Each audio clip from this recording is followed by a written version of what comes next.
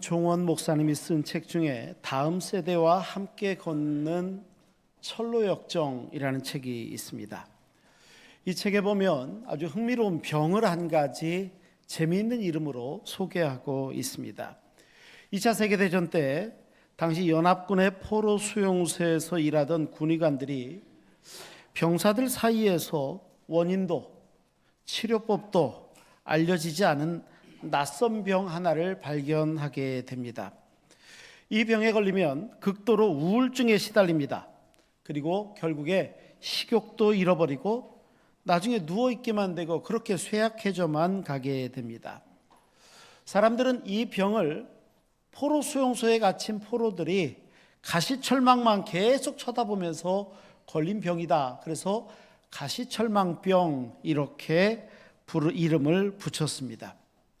그런데 흥미로운 사실은 이 병을 설명하면서 같은 수용소 안에 있었지만 같이 포로로 잡혀와 있지만 가시철망만 바라보고 탄식하는 대신에 고개를 들어서 푸른 하늘을 바라보고 소망을 품었던 사람들은 이 병에 걸리지가 않더라는 것입니다.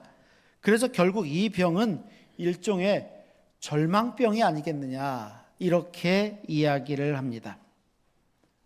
생각해 보면 신앙도 많이 다르지가 않습니다.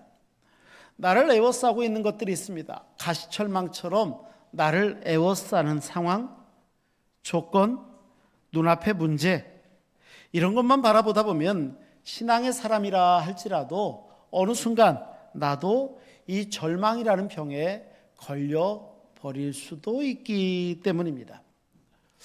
오늘 본문의 엘리야도 마찬가지입니다. 엘리야는요 갈멜산에서 바알의 선지자 450명과 혼자 싸웁니다. 그래서 승리하게 됩니다.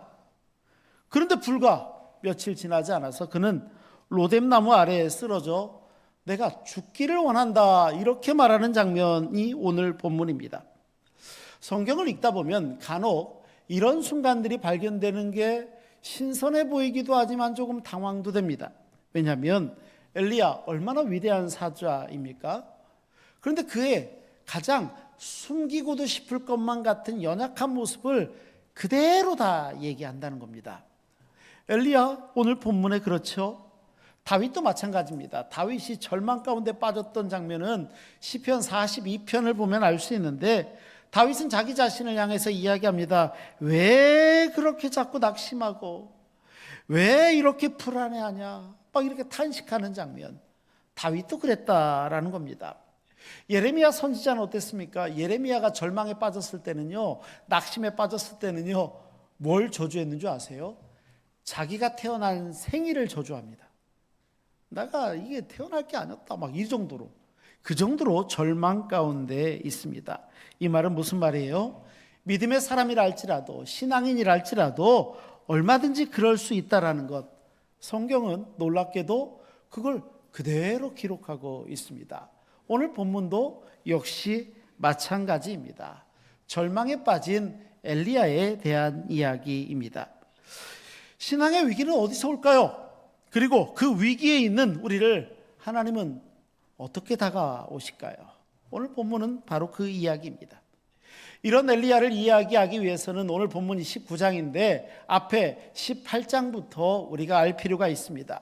18장의 내용은 실은 지난주 우리 교회 주행시 가정 예배의 본문이기도 했습니다. 엘리야는요 온 이스라엘의 바알과 아세라 선지자를 섬겼던 그 시대에 갈멜산에서 바알의 선지자 450명과 누가 참 신이냐 바알이냐 여호와냐 이거 가지고 경쟁을 하게 됩니다. 결국 여호와 하나님께서 하늘에서 불을 내리시고 응답하셨으며 엘리야는 그 자리에서 우상 숭배하였던 이 바알 선지자 450명을 기손시내까지 데리고 가서 다 죽임을 당하게 하는 이런 놀라운, 생각해 보십시오. 이렇게 멋있고 무슨 영화 같은 승리의 장면이 어디 성경에 찾기 쉽습니까? 놀랄만한 승리였습니다. 그런데 문제가 한 가지 있습니다. 문제는 당시 왕이 아합이었는데 아합의 왕비였던 왕후였던 이세벨이 문제였습니다. 원래 엘리야는 바알의 선지자 450명, 아세라 선지자 400명, 이렇게 해서 850명이 모이라고 그랬습니다. 그런데 정작 온 것은 바알 선지자 450명만 옵니다. 왜 이렇게 됐을까? 학자들 중에서는요, 이 의견을 아세라 선지자 400명이, 아세라는 여신 아닙니까? 여자 우상 아닙니까? 왕후가 이세벨이 못 가게 했다는 겁니다. 그래서 그랬는지 이세벨은요, 갈멜산에서 바알 선지자가 싹 죽은 걸 놓고 굉장히 경노합니다. 얼마나 화를 냈는지 오늘 본문 2절 말씀을 보면 그 분위기를 이렇게 기록하고 있습니다.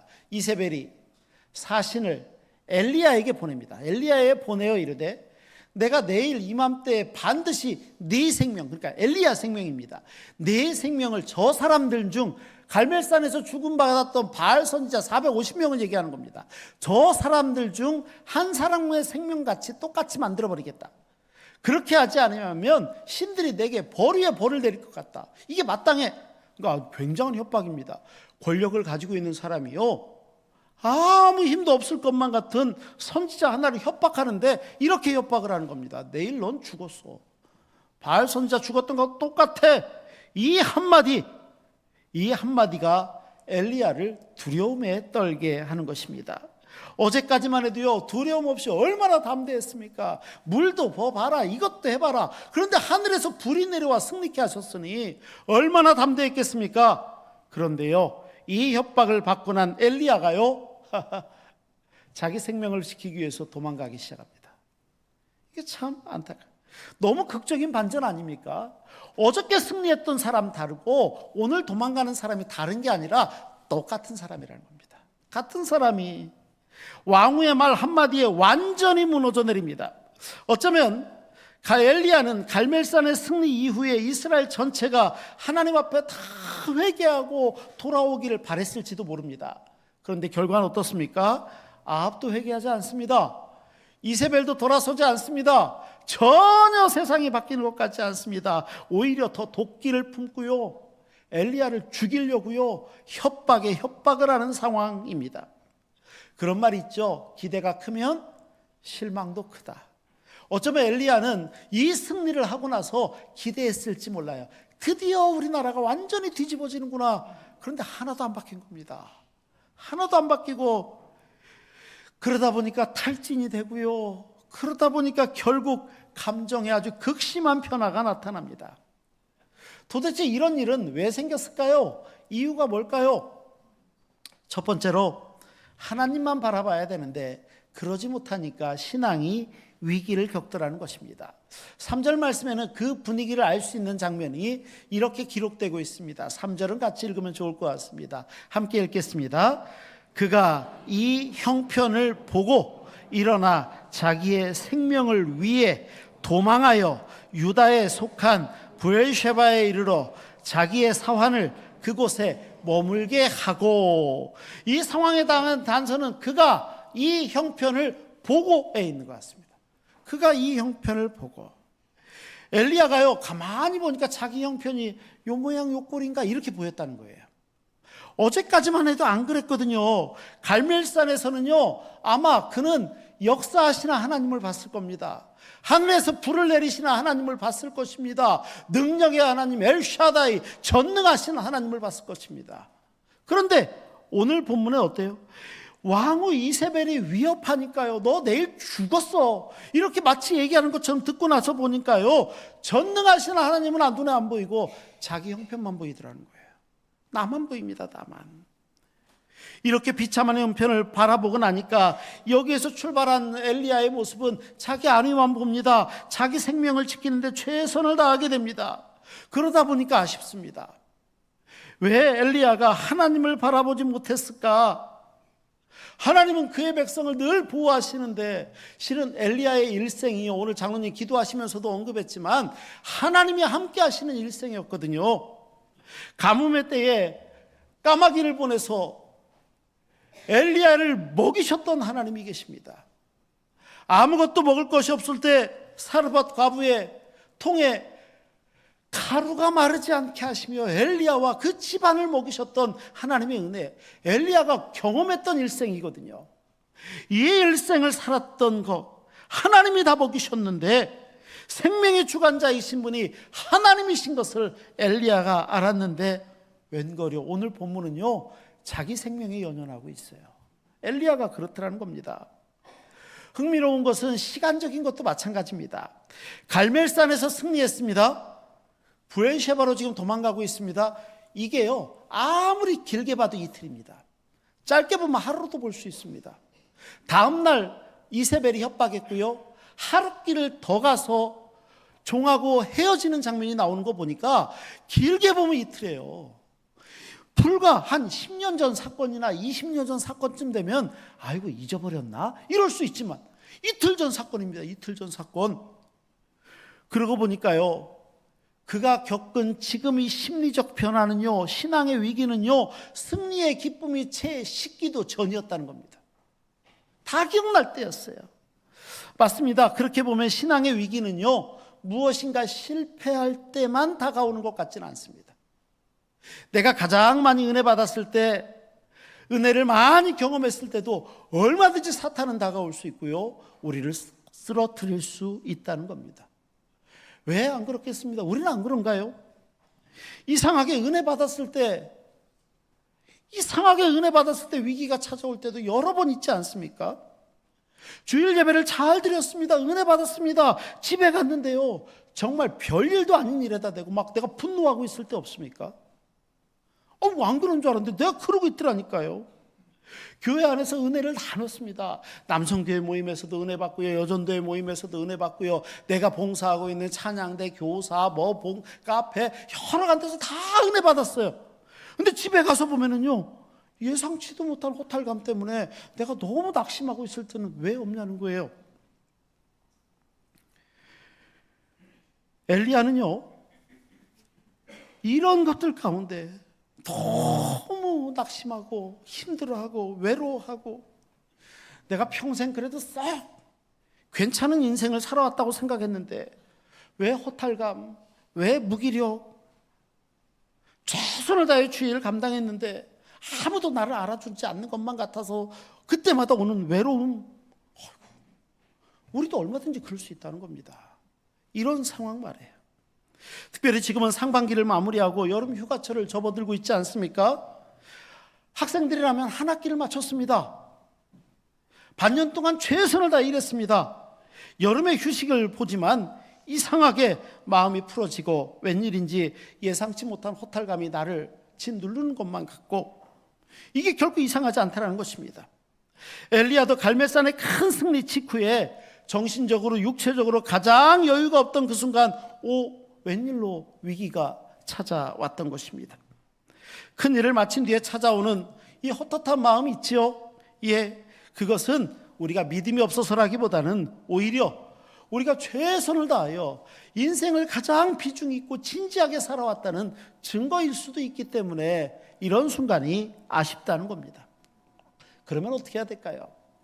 성경에 보면 믿음의 참 모델이 되었던 롤 모델과 같은 모세를 빗대어 히브리서 기자는 이렇게 말씀합니다. 믿음으로, 모세 얘기입니다. 믿음으로 애굽을 떠나 왕의 노함을 무서워하지 아니하고 곧 보이지 아니하는 자, 이게 하나님을 얘기하는 겁니다. 곧 보이지 아니하는 자를 보는 것 같이 참았다라고 얘기해요. 무슨 말입니까? 모세가요, 그 위기가 있고 흔들릴 수 있는 여러 상황들이 있었지만 그렇게 흔들리지 않을 수 있었던 것은 보이지 않는 자를 마치 보고 있는 것처럼 날마다 하나님께 시선을 뒀다는 겁니다. 하나님께 시선을 두니까, 그런데 오늘 엘리야는 뭐라고 그래요? 시선을 형편에 두었을 때 위기에 빠진 것. 모세는 하나님께 시선을 뒀을 때 모든 사명과 과업을 완수할 수 있었다라는 것, 바로 이 대조입니다. 형편을 보잖아요. 그러면 언제든지 우리 삶에 영적인 이세벨은요, 언제든지 우리에게 다가옵니다. 나를 위협합니다. 넌 죽었어. 이렇게 마치 얘기하는 것처럼 영적인 이세벨은 우리를 위협하지 않습니까? 하지만 기억하십시오. 하나님이 훨씬 크십니다. 능력의 하나님께서 우리와 함께 하십니다. 신앙의 위기는요, 능력이 부족해서가 아니라 우리의 시선을 하나님께 둬야 되는데 하나님께 두지 못할 때 생긴다는 것입니다. 그래서 두 번째, 하나님은요, 그럼에도 불구하고 낙심한 자를 찾아오시고 만져주시고 결국 회복하게 하신다는 것입니다. 이어지는 엘리야의 이야기입니다. 엘리야는 로뎀나무까지 갑니다. 그리고 거기서요, 죽기를 각오합니다. 이게 똑같은 사람인지 궁금할 정도입니다. 4절은 이렇게 기록하고 있습니다. 자기는 엘리야입니다. 자기는 광야로 들어가 한 로뎀나무 아래에 앉아서 스스로 죽기를 구하여 이르되 여호와여 넉넉하오니 지금 내 생명을 거두시옵소서. 나 죽겠습니다, 이겁니다. 이 로뎀나무는 뭐냐면 광야의 뜨거운 낮에 나그네가 그늘에 몸을 피하는 이런 데가 로뎀나무입니다. 그런데 사람의 위로가 떨어진 로뎀나무 광야에서 엘리야는 삶을 포기하려고 하는 겁니다. 나 차라리 죽는 게 낫겠다, 이런 얘기입니다. 조금 더 뒤에 가서 보면 무슨 말도 하냐면 조상들하고 비교하면서 나는 조상들보다도 못한 존재입니다, 이런 얘기도 할 정도입니다. 사람들이 낙심에 빠지면 어떻습니까? 낙심에 빠지면 자기를 피해야 합니다. 자기만 피하는 게 아니라 하나님께서 함께 하신 것, 주님과 함께 이루어놨던 것, 모든 은혜 순식간에 다 잊어버립니다.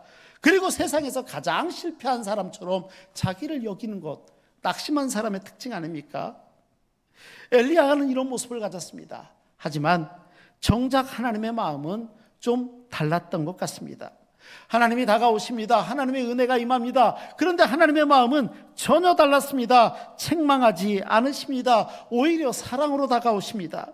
그 장면이 5절과 6절입니다. 이렇게 기록하고 있습니다. 로뎀나무 아래에 누워 자더니 천사가 그를 어루만지며 그에게 이르되 일어나 먹으라 하는지라. 본즉 머리맡에 숯불에 구운 떡과 한 병 물이 있더라. 이에 먹고 마시고 다시 누웠다, 이렇게 기록하고 있습니다. 이 어루만졌다라는 히브리어가 나가라는 단어인데요, 어루만져, 야 일어나 하고 막 흔드는 게 아닙니다. 엄마가 정말 고은히 자고 있는 자녀가 꼭 깨서 뭐라도 먹어야 될 때 어떻게 해요? 야 일어나. 마치 이런 것 같습니다. 흔들어 깨우는 동작이 아니라 다정하게 손을 대는 겁니다. 하나님은요, 아이고 내가 너를 믿고 450대 1도 해결해 줬는데, 이렇게 말씀하지 않으셨다는 거예요. 그 순간에 엘리야를 꾸짖지 않으시고 먼저 손으로 위로하세요. 어루만지세요. 이게 나가입니다. 나가. 하나님의 베푸시는 회복도요, 순서가 또 굉장히 인상적입니다. 이 순서를 좀 보실 필요가 있는데, 하나님은 가장 먼저 지금 지쳐 쓰러져 있는 로뎀나무 아래 지쳐 쓰러져 있는 엘리야를 다시 따라 먹이십니다. 또 재우십니다. 이게 한 번이 아니에요. 7절에 가면 또 해요. 또 깨우십니다. 또 먹이십니다. 또 재우십니다. 아이고 네가 그럴 줄 알았다, 이 말씀하지 않으시고요, 오히려 지친 몸이 회복될 때까지 마치 아이를 돌보는 엄마의 손길처럼 그렇게 엘리야를 돌보세요. 성경은 낙심하고 지쳐있는 자를 향한 하나님의 방법이 어떠한지 분명히 보여주십니다. 하나님은 정죄가 아니라 늘 사랑의 터치입니다. 사랑으로 만져주십니다.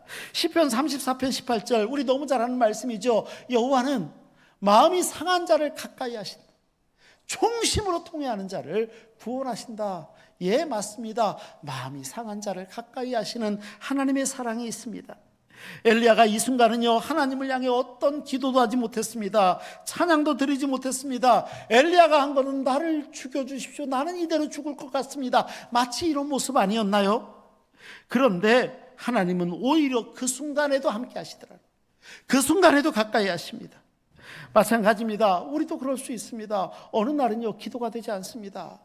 기도가 입 밖으로 나오지 않습니다. 찬양이요, 아유 무슨 찬양이 나옵니까? 당장 내가 죽겠는데, 이런 마음이 드실 때가 없습니까? 그런데 성경은 말씀하시죠. 그 순간에도 다가오신다는 겁니다. 하나님이 다가오셔서 어루만지신다는 거예요. 이게 하나님의 은혜 아닙니까? 하나님은 엘리야를 가장 먼저 먹이셨습니다. 재우셨습니다. 또 먹이셨습니다. 또 재우셨습니다. 하나님은 일보다 사람이셨던 것 같아요. 일보다 사람. 그 마음을 보게 됩니다. 우리 혹시 그런 거 실수할 때 없습니까?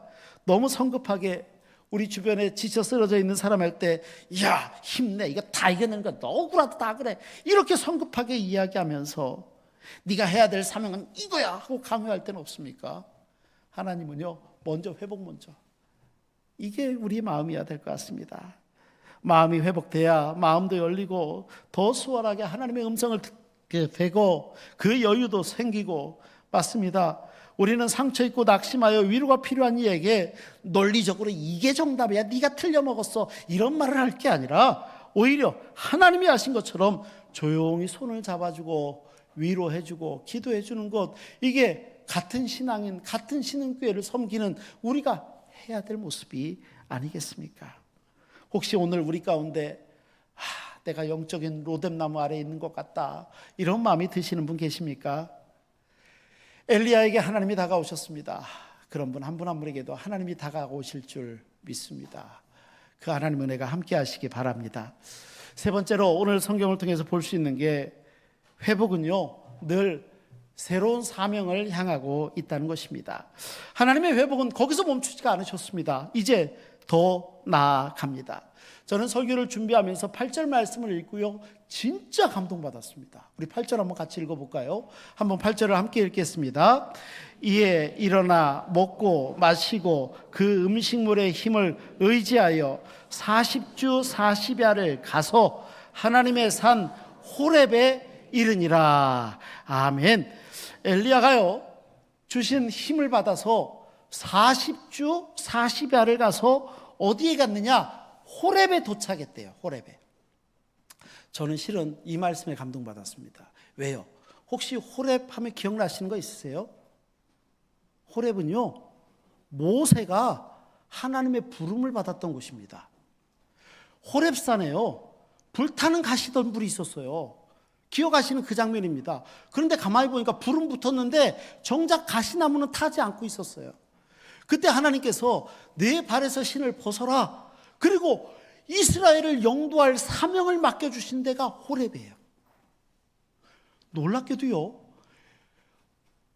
로뎀나무 아래 쓰러져 죽을 것만 같았던 그가 40주 40야를 걸어서 하나님의 산 호렙에 이르러 하나님께 사명을 받는 겁니다. 이 40이라는 게 성경에 보면 유력할 때가 여러 번 등장하는 거, 뭐 말 안 해도 많이 아실 것 같습니다. 노아의 홍수도 40주야. 모세가 시내산에서 십계명을 받고 하나님과 함께 있었던 기간도 40주야. 잘 아시는 것처럼 예수님이 나중에 시험 받으셨던 기간도 40일. 맞아요.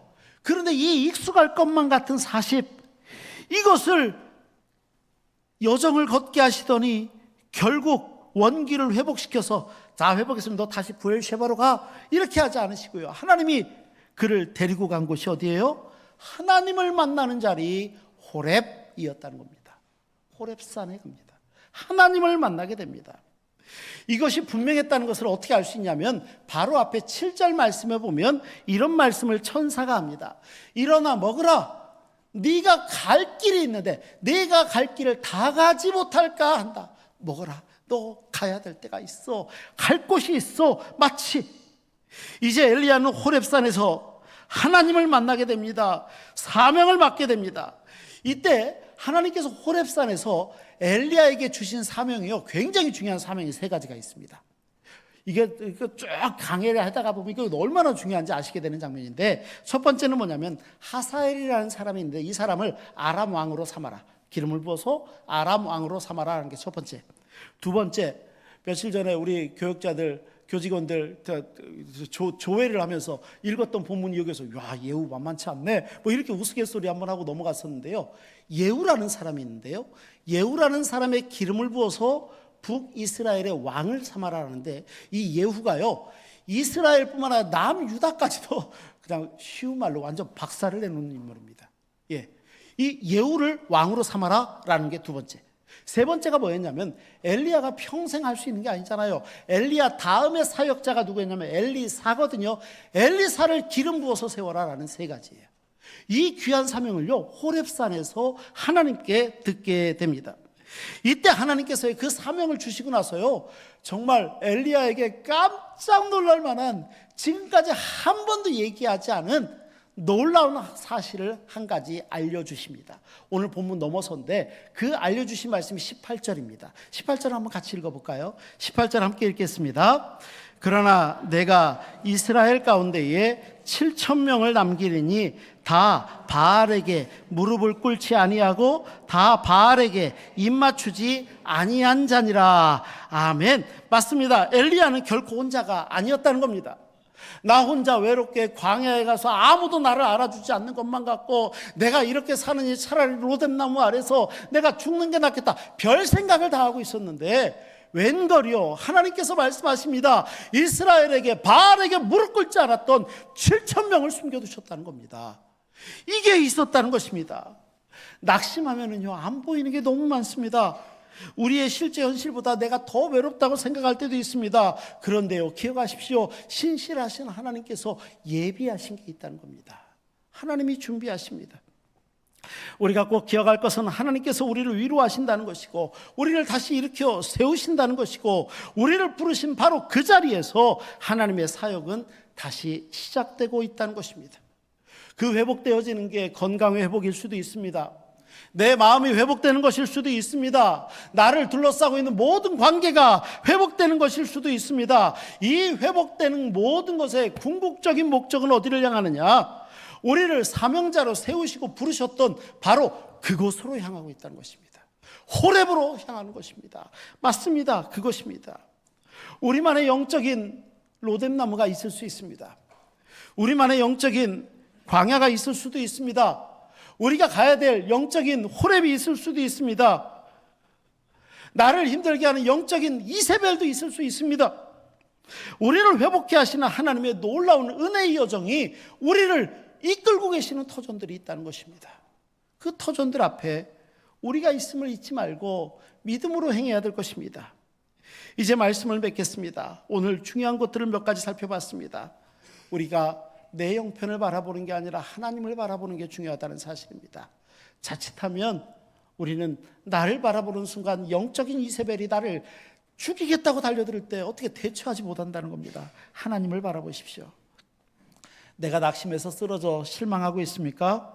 하나님은 다가오실 때 그의 백성들에게 사랑의 손길로 다가오신다는 것입니다. 왜 다가오십니까? 우리를 사명의 자리로 세우시기 위해 다가오십니다. 우리는 지금 어느 형편에 머물러 있습니까? 낙심한다, 자신만 바라보고 있습니까? 내 곁에 지친 또 연약한 지체를 매일 정죄하는 모습에 내 모습은 혹시라도 없습니까? 우리가 회복을 경험한다면 이제 사명을 위해서 나아가십시오. 우리 신흥의 권속 모두가 이 여름 로뎀나무 아래에서 호렙을 향하여 나아가는 거룩하고 복된 믿음의 여정, 그런 은혜 가운데 걸어가야 될 것입니다.